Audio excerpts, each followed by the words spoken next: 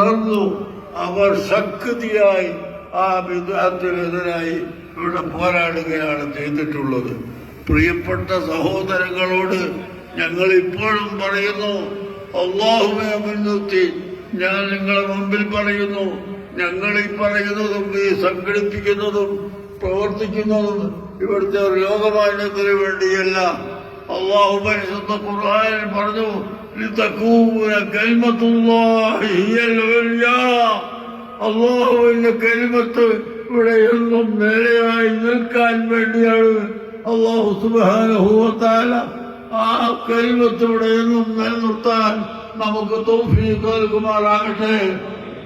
നിങ്ങളെല്ലാവരും പ്രത്യേകം ശ്രദ്ധിക്കണം.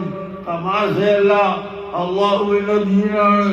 ഈ ദീന് കൊണ്ട് പന്താടുമ്പോൾ, ഈ ദീന് കൊണ്ട് കളിക്കുമ്പോൾ നമുക്കത് നേരിടാതെ സാധ്യമല്ല. അള്ളാഹുവിന്റെ ദീൻ അഷ്റഫുൽ ഖൽഖ് മുഹമ്മദുർ റസൂലുള്ളാഹി സ്വല്ലല്ലാഹു അലൈഹി വസല്ലം തങ്ങളെ സാധാരണ മനുഷ്യനായി ചിത്രീകരിച്ച് ഇവിടെ ദീനെ നിസ്സാരമാക്കി കളിക്കുന്നവരുണ്ട്. റസൂലുള്ളാഹിനെ പഠിപ്പിക്കുന്നതിനോട് എതിർക്കുന്നവരുണ്ട്. റസൂലുള്ളാഹി പഠിപ്പിച്ച ആ ദീനിനെ മാറ്റിമറിക്കുന്നവരുണ്ട്. അവരോട് നമുക്ക് നേരിടാതെ സാധ്യമല്ല. ഞങ്ങളിവിടെ സമസ്ത കേരള ജമിയത്തുലമ, ഞങ്ങളുടെ പൂർവികന്മാരായ മഹാന്മാർ സമസ്ത കേരള ജമിയത്തുലമയിൽ പ്രവർത്തിച്ചു വന്നത് ഇതേ ഒരവസ്ഥയിലാണ്.